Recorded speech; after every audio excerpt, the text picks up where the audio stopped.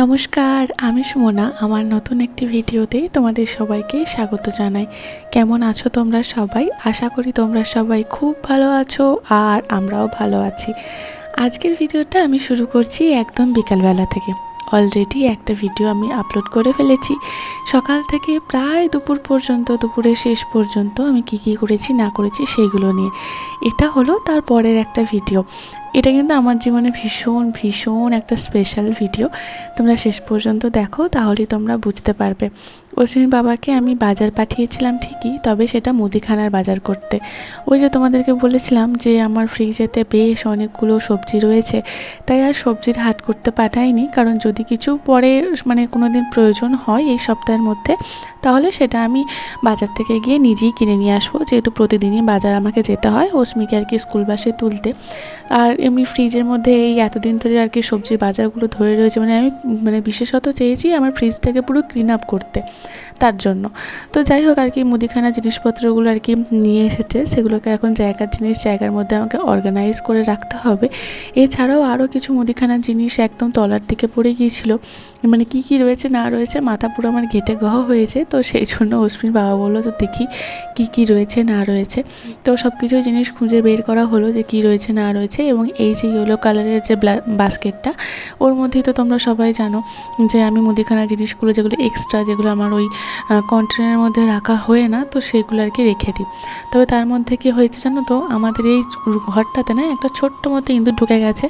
কি করে ঢুকেছে জানি না। হ্যাঁ, কি করে ঢুকেছে জানি, কারণ আমাদের যে দরজা, এই রান্নাঘরের যে দরজা, তো তার নিচে একটা ফুটো আছে। সেটা বরাবরই, সেটা আজকের না, বহু বছরকার মানে হলো যে প্রায় ধরো 3-4 বছর আগে তো হবেই। তো সেই ফুটো থেকে আর কি সেই ছোট্ট একটা ইঁদুর ঢুকে গেছে। তো সেই মহারাজ আলু পেঁয়াজ এই সমস্ত কিছু না খেয়ে এই বাস্কেটে দেখো ছোটো হোল রয়েছে। তো সেইগুলোকে আর কি হোল করে, ওর ছোটো দাঁত দিয়ে যতটুকু আর কি মুখটা ওর মধ্যে প্রবেশ করতে পারে ততটুকু করে আর কি প্যাকেটগুলোকে কেটেছেন। তার জন্য বিশেষত ওই ছোলা, তার প্যাকেট ছিঁড়ে গেছে, কিছু ছোলা নিচে পড়ে গেছে, সেগুলি তোমাদের দাদাভাই আর কি দেখছিল। এবং সবুজ মুগ রয়েছে, সেটাও কিছু পড়েছে। তো সেটাই আর কি তোমাদের দাদাভাই আর কি আবিষ্কার করে যে ইঁদুরটা একদম মিটকেশের মাথার উপরে উঠছে। আমি ভাবছিলাম কি জানো তো, যে ইঁদুরটা এই ঘরটার মধ্যেই রয়েছে, কিন্তু আলু খাচ্ছে না। কারণ বিশেষত আলু পেঁয়াজ এগুলো তো সব বাইরেই থাকে আমার ওই ওই সবজি দানিটার মধ্যে।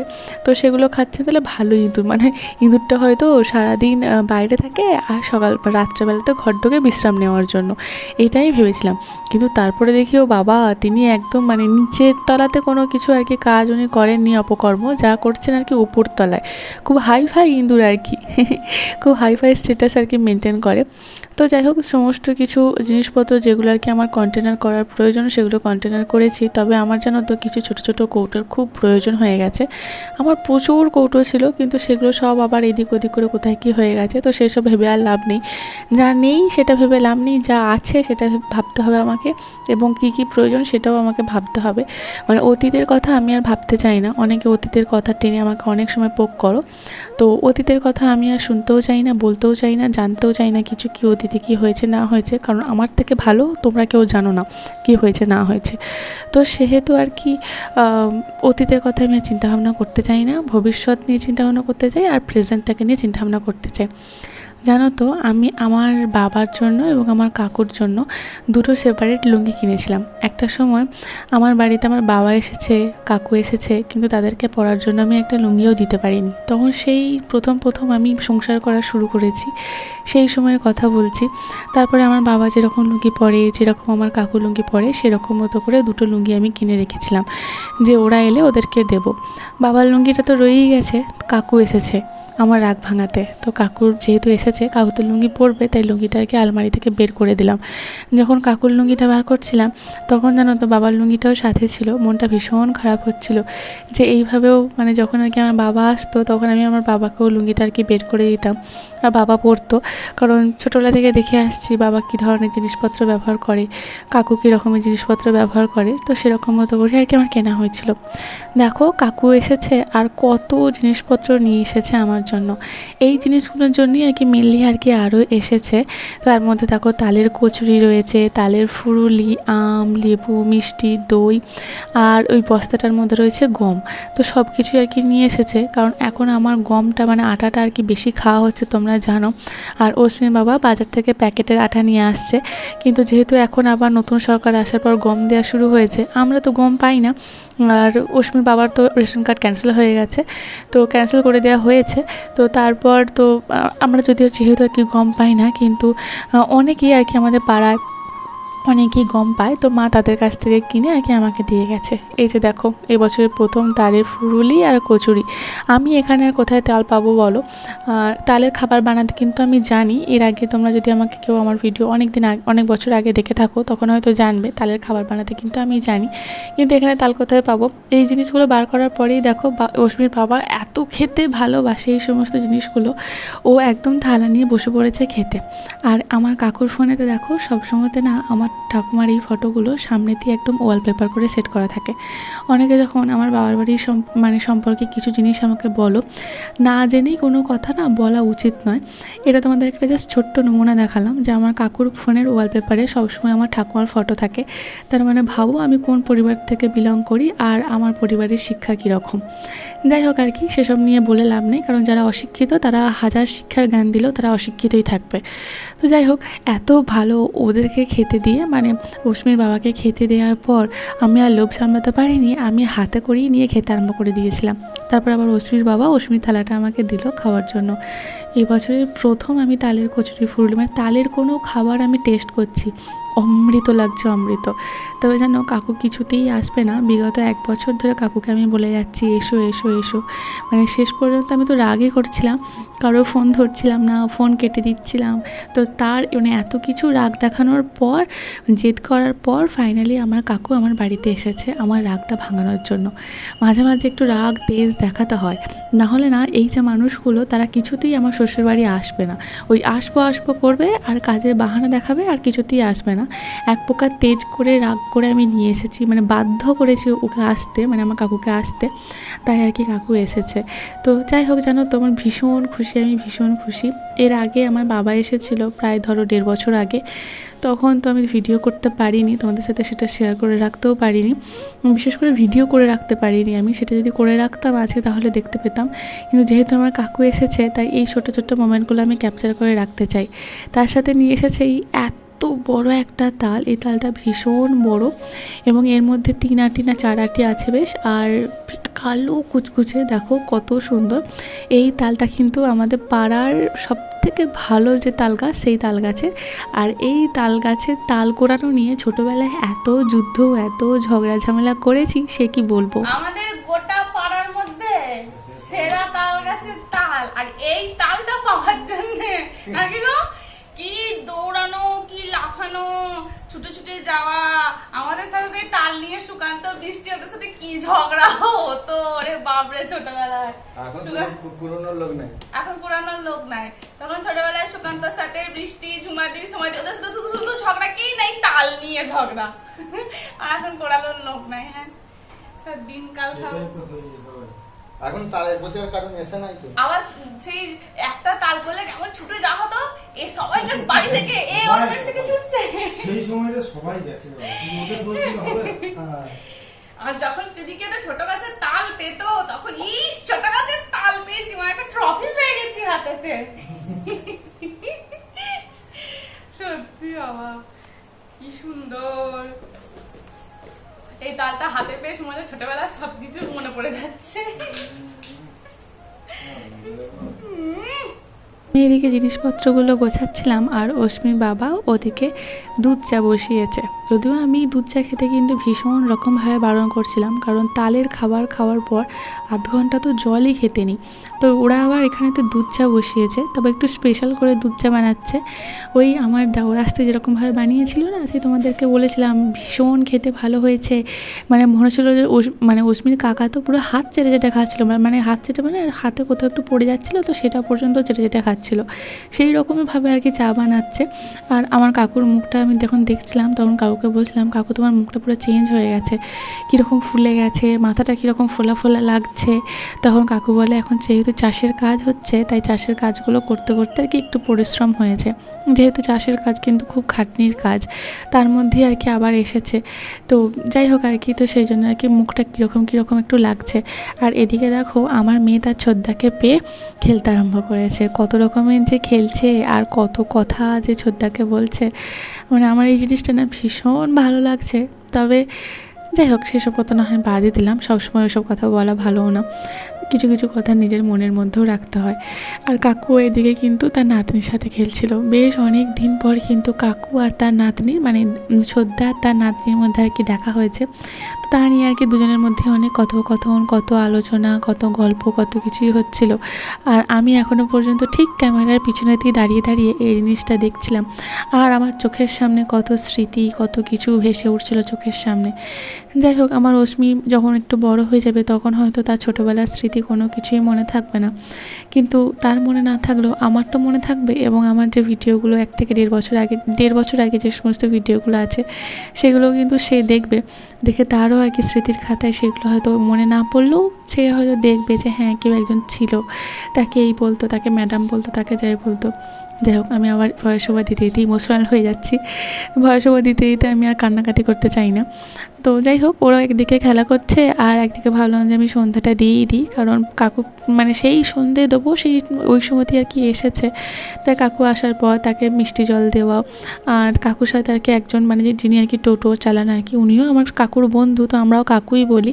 মানে আমার কাকু আর ও কাকুকে কিন্তু আমরা কিন্তু আলাদা করে দেখি না, কাউকেই দেখি না। মানে ধরো যদি কোনো ফ্যামিলিতে কোনো রিলেটিভস আসে, মানে আমার কাকুর কথা না হয় বাদ দাও, কোনো একজন কোনো রিলেটিভ আছে আর তার সাথে যদি কোনো টোটো ড্রাইভার বা ট্যাক্সি ড্রাইভার বা ধরো কোনো গাড়ির ড্রাইভার আসে, তো তাদেরকেও কিন্তু আমরা মানে ড্রাইভার বলে যে তাদেরকে আলাদা করে দেখবো এমন না। দুজনেই মানে যারা আসে তারা আর কি সমানভাবেই মানে রিলেটিভের সাথে বসে তাদেরকে সমানভাবেই ট্রিট করা হয়। তো যাই হোক, আগে তিনি চলে গেছেন। আর ওই জিনিসপত্রগুলো কাকু বললো যে যেহেতু গরম একদম বানিয়ে দিয়েছে, মানে বানিয়েছে আর কাকুকে প্যাক করে দিয়েছে, কাকু নিয়ে এসেছে, তাই বললো যে ওগুলোকে আগে পলিথিন থেকে আর কি বের করে সুন্দর করে জায়গায় রেখে দে। আর এত পরিমাণে বানিয়েছে, মনে হয় আমি 10 দিন ধরে এই জিনিসগুলো খাবো। যাই হোক, ওরা আর কি একদিকে গল্প করুক আর সেই ফাঁকে ভাবলাম যে সন্ধ্যাটা দেখিয়ে দিই। সন্ধ্যাটা দেখিয়ে আমি চলে এসেছি রান্নাঘরে, কারণ রাত্রে রান্নাবান্না কিছু করতে হবে। আগের দিনের ভিডিওতে মানে আগের ভিডিওতে আমি তোমাদেরকে বলেছিলাম যে যেহেতু আমি একবেলায় রান্না করব আর রাত্রের দিকে কিছু প্ল্যান রয়েছে। প্ল্যান বলতে ছিল যে আমার কাকু আসবে, তার জন্য আমি রান্নাবান্না করব। আর তোমরা না অনেকেই আমাকে একজন আমাকে বলেছিলে যে আমার সিক্রেট মশলার কীভাবে কি বানাই সেটা তোমাদের সাথে একটু শেয়ার করতে। কিছুই সিক্রেট মশলা নয় গো, আমি দোকানের বাজার থেকে মানে কেনা মশলা, মানে গুঁড়ো মশলা বলতে শুধুমাত্র লঙ্কা গুঁড়ো আর হলুদ গুঁড়োটাই কিনি। তাও লঙ্কা গুঁড়োটা একবার আমি নিজে বানিয়েছিলাম, কিন্তু নিজে বানাতে গিয়ে চোখের জলে নাকের জলে হয়ে গেছিলাম বলে আমি আর বানানোর সাহস পাই না, নাহলে ওটাও আমি বানিয়ে নিতাম। তো একটুখানি ধনে আর একটুখানি জিরে সমপরিমাণ করে, সমপরিমাণ না, ধনের পরিমাণটা একটু বেশি থাকে আর জিরের পরিমাণটা তার তুলনায় একটু কম থাকে, ভালো করে ড্রাই রোস্ট করে আর সেগুলোকে গুঁড়ো করে নিলেই আমার আর কি স্পেশাল মশলা হয়ে যায়, ভাজা মশলাটা। অশ্মির বাবা কখন থেকে মানে বলতে পারো যখন থেকে আর কি আমি রান্নাঘরে এসেছি সেই বিকাল থেকে, তখন থেকে আমাকে বলে যাচ্ছে আজকে পাঁপড় খাবো, পাঁপড় খাবো, পাঁপড় খাবো, পুরো পাগল করে দিচ্ছে। আগের সপ্তাহতেই পাঁপড়গুলো আনা হয়েছিল, আগের সপ্তাহতেই করার কথা ছিল, কিন্তু আগের সপ্তাহতে করা হয়নি, ওরা তো বাড়িতেই ছিল না, কিন্তু কীভাবে করব, তো করা হয়নি। তাই এই সপ্তাহে আমাকে পাগল করে দিচ্ছে। আমি বললাম কালকে ভাজলে হবে না, কারণ আজকে এখনও রান্নাবান্না হয়নি, কিছু রান্নাবান্না হবে, সেখানে সময় যাবে। আর গ্রীষ্মকালের রাত তো কখন যে 7:30 এখন বেজে গেছে বুঝতেই জাস্ট পারলাম না। তো তারপর মানে অত রাত হয়ে যাবে রান্না করতে, খেতেও রাত হয়ে যাবে, শুতেও রাত হয়ে যাবে, কাল সকালে ওঠা আছে। তো কিছুতেই আর কি সে বায়না বাচ্চাদের মতো মিটবে না। তো ভাবলাম যে হবে না, একে করে দিতেই হবে, আর না করলে মুখ একদম ভার হয়ে যাবে। তাই ভাবলাম করিয়ে দিই, কোনো অসুবিধা নেই। তাই আর কি একটুখানি পাঁপড় ভাজলাম, সবারই খাওয়া হলো। ওই লাভ সাইজের পাঁপড়গুলো ছিল আর ব্যাট পাঁপড় ছিল। ভীষণ ভালো লাগে জানো তো এই সমস্ত পাঁপড়গুলো খেতে, এই ধরনের পাঁপড়গুলো আমার প্রিয় পাঁপড়। কিন্তু অস্মির বাবার প্রিয় পাঁপড় হলো সেই গোল গোল যে পাঁপড়গুলো হয় সেগুলো। তো যাই হোক আর কি, এই যে দেখো মশলাগুলো কে গুঁড়িয়ে দিচ্ছে আমাকে, মশলাগুলো কিন্তু বরাবর ম্যাক্সিমাম সময় কিন্তু অস্মির বাবাই আমাকে এইভাবে গুঁড়ো করে দেয়। আমি হয়তো ড্রাই রোস্টটা বেশিরভাগ করে নিই, ও কখনো কখনো ড্রাই রোস্ট করে গুঁড়িয়ে নেয়, কিন্তু বেশিরভাগ সময় আমি ড্রাই রোস্টটা করে দিই আর ও গুঁড়িয়ে দেয়। তো একদিকে ওগুলো ঘোরাক, আর সেই ফাঁকে আমি ভাবলাম যে রান্নাটা একটুখানি এগিয়ে দিই। 3 পিস মাছ ভাজবো এখন, পরে তোমরা দেখতে পাবে কি হয় না হয়। তো যাই হোক 3 পিস মাছই আর কি ভাজবো। আর যেহেতু কড়াইটা ছোট আর মাছের পিসগুলো বেশ বড় বড়, তাই আর কি প্রথমে 2 পিস পেটি ভেজে নিয়েছিলাম আর তারপরে আর কি ওই চাকাটা আর কি ভেজে নিয়েছিলাম। তারপর একটুখানি আর কি পটল ভাজবো। আর হ্যাঁ, সবার প্রথমে একটা কথা বলে রাখি, তোমরা না একটু অল্প অল্প করে রান্না দেখতে পাবে, কারণ আমরা বাড়িতে এখন প্রায় 4 জন, 3.5 জন বলতে পারো, কিন্তু ওই 4 জনের মতো হলেও রান্না শুধুমাত্র হচ্ছে 2 জনের জন্য, 1.5 জনের জন্য। কারণ আমি এবং অস্মির বাবা রাত্রে কোনো কিছুই খাবো না, ওই যে ওইগুলো খেয়েছি তালের খাবারগুলো, আর তালের খাবার বেশি খেলে না পেট প্রচণ্ড ভার থাকে, তাই কোনো কিছু সেরকম খাওয়া যায় না। তাই আমি আর অস্মির বাবা কোনো কিচ্ছু একটু মুখ দেবো না, শুধুমাত্র 1 গ্লাস জল খেয়ে শুয়ে পড়বো, কারণ খেলে আমাদের শরীর আর দেখতে হবে না। তাই যা রান্না করছি ওই 1.5 জন মানুষের মতো, মানে আমার কাকু আর অস্মির জন্য, আর সেরকমভাবে কিছু না। তাই একদমই সব কিছু অল্প অল্প। পটল ভাজলাম, মাছ ভাজলাম, আর একটুখানি মসুরির ডাল করলাম অল্প করে ওই পেঁয়াজ ফোড়ন দিয়ে। তারপর দেখো আমাকে আবার 1 পিস ফ্রিজ থেকে মাছ বার করে ভাজতে হলো, কারণ ওই যে 2 পিস আমি পেটি মাছ ভেজেছিলাম তার মধ্যে কিন্তু আমার মেয়ে জেদ করে একটা খেয়ে নিয়েছে। আমি যত বলছি তুমি রাত্রে খাবে, সে কোনো মতে কোনো কথা শুনবে না, সে এখনই মাছ ভাজা খাবে। তাই আর কি এত পরিমাণে বায়না করছিল, সে অসীমের বাবা বলতে দাও দাও দাও, মেয়েটা বায়না করছে দাও দাও, সে এমন করছিল, সে আমি দিতে বাধ্য। তাই আর কি 1 পিস মাছ ভাজাও খেয়ে নিয়েছে, তো সেই জন্য আমাকে আবার 1 পিস মাছ ভাজতে হলো। এটা আমি একটুখানি রুই পোস্ত বানাচ্ছি, তবে একটু অন্য স্টাইলে। এর আগের বারে যখন বানিয়েছিলাম সেটা অন্য স্টাইলে বানিয়েছিলাম, আর এবারে যখন বানাচ্ছি সেটা অন্য স্টাইলে বানাচ্ছি। একটুখানি তেলের মধ্যে কালো জিরে ফোড়ন দিয়েছিলাম, তারপরে বেশ খানিকটা পেঁয়াজ দিয়ে একটু হালকা হালকা ভাজা ভাজা করে ওর মধ্যে আমি পোস্ত বাটাটা দিয়ে দিয়েছিলাম। দিয়ে দেখো একটুখানি ভালো করে ফুটবে, পেঁয়াজ পোস্ত বাটা একটুখানি ফুটে গেলে তো ওর মধ্যে এবার মাছগুলো দিয়ে ফুটে দেবো। হ্যাঁ, অবশ্যই একটুখানি নুনটা চেক করে নেব, তবে যেহেতু তোমার মাছেতে নুন দিয়ে আছে তাই খুব একটা পরিমাণে মানে নুনের প্রয়োজন হয় না। এই যে খুব সুন্দর করে আমার রুই পোস্ত হয়ে গেল অস্মির জন্য আর অস্মির ছোদ্দার জন্য। আমাদের রান্না করা মানেই তো গাদাগুচ্ছের বাসন, সেই বাসনগুলো তো আমাদেরকে ধুতেই হবে। আমার কাকু এখন বাইরে বসে রয়েছে, কখন থেকে বলছি ঘরের মধ্যে গিয়ে শুতে, কিছুতেই ঘরের মধ্যে শুতে চায় না। আমার বাবার বাড়ি থেকে আমি এই জিনিসটা দেখেছি, যখন আর কি কেউ আসে, আমার মাই আসুক বা যেই আসুক, তাদেরকে এতবার করে বলি যে যাও আমার ঘরে গিয়ে শো, আমার ঘরে গিয়ে বসো, তারা কিছুতেই ঘরের ভেতর ঢুকবে না। যত বসে থাকবে এই বাইরের দাওয়াতে, নয় বাইরের দাওয়ায় বসে থাকবে, বাইরের সিঁড়িতে বসে থাকবে, কিন্তু ঘরের মধ্যে কিছুতেই যাবে না, যতক্ষণ না হচ্ছে আর কিছু করার নেই, বাইরে বসে থাকা যাবে না, ঘরকে যেতেই হবে, ঘরের ভেতরকে, তারপরেই তারা যাবে। যাই হোক, কাকু এখন সিঁড়িতে বসে রয়েছে, আর এদিকে আমি এখন এই সমস্ত বাসনপত্র যা যা ছিল সেগুলো একটুখানি ভালো করে ওয়াশ করে নিচ্ছি। যদিও বেশি কিছু তো রান্না হয়নি, তাই টুকটাক বাসনই আর কি ছিল, আর সেরকমভাবে সবজি কিছুই করিনি, একদম চুটকু চাটকু রান্না করেছি, তোমরা দেখলেই বুঝতে পারবে। এরকম একদম হালকা সিম্পল রান্না করার কারণ হচ্ছে ওই যে তালের খাবার, তো ওই তালের খাবারের উপর যদি একটু ভারী খাবার খাওয়া হয় তাহলে তো আর শরীরে একদম 12টা বেজে যাবে, তো সব দিকেই তো খেয়াল রাখতে হবে। তাই আর কি একটু অল্প মতো করে আর কি একদম নর্মালি যতটুকু আর কি রান্না করা যায় তো ততটুকুই আর কি রান্না করলাম। আর তার সাথে না আলু সিদ্ধ তো দিয়েছিলাম, তো খাবার সময় আলু সিদ্ধটা আর কি মেখে নিয়েছিলাম। তো চলো, রান্নাবান্না সব কিছু প্রায় কমপ্লিট, এবার শুধু আর কি রান্নার গ্যাস, ওভেন বা এই রান্নার সামনের জায়গাটা পরিষ্কার করে নিলেই হয়ে যাবে। আজকে রান্না কিন্তু আমি ভাত করেছিলাম, হাঁড়িতে ভাত করিনি, করেছিলাম প্রেশার কুকারে, কারণ বেশ অনেকটা রাত হয়ে গিয়েছিলো, হাঁড়িতে ভাত রান্না করতে গেলে না আরও লেট হয়ে যেত। তো সেই জন্য ভাবলাম যে আর হাঁড়িতে ভাত রান্না করে লাভ নেই, প্রেশার কুকারের মধ্যেই করে নিই। প্রচণ্ড গরম করছে, বাপরে এত গরম করছে। তো ভাবলাম একটুখানি আমি ফ্যান চালিয়ে শুই, তো তারপর গিয়ে সবাইকে খেতে দেবো। তার মধ্যে আমাদের ঘরের এই ভুতুড়ে লাইটটা শুয়েও শান্তি নেই, কখনো জ্বলছে, কখনো বন্ধ হচ্ছে, কখনো এই সমস্ত কিছু হচ্ছে। বেডশিটটা একটু চেঞ্জ করব, তবে বেডশিট যে চেঞ্জটা করেছি সেটা দেখে তোমাদেরও একটু অদ্ভুত লাগবে, কারণ বহুদিন পিঙ্ক দেখতে দেখতে আমাদেরও চোখের একদম কি বলবো, আর তোমাদেরও তো চোখের আর কোনো ইয়ে নেই, কারণ ম্যাক্সিমাম সময় তোমরা তো আমাকে বলেই থাকো ওই একটা বেডশিট নয়, আমি বলে আমি একদম কি বলবো, একটা বেডশিট নয় 2টো বেডশিট, কিন্তু সেম কালার একই বেডশিট মনে হয়। এই যে আমার কাকু ওইদিকে শুয়ে রয়েছে, আমি এখানেতে শুয়ে রয়েছি, অস্মির বাবা পাশে রয়েছে, তিনজনের মধ্যে এত হাসি গল্প হচ্ছিল। তবে এখন গল্পের মেন কারণ যেটা হলো সেটা হচ্ছে আমার ভাইয়ের ফোন। আমার কাকু আমার ভাইকে একটা ফোন কিনে দিয়েছে, যে ফোনটার দাম আমার স্বপ্নের কল্পনারও অতীত।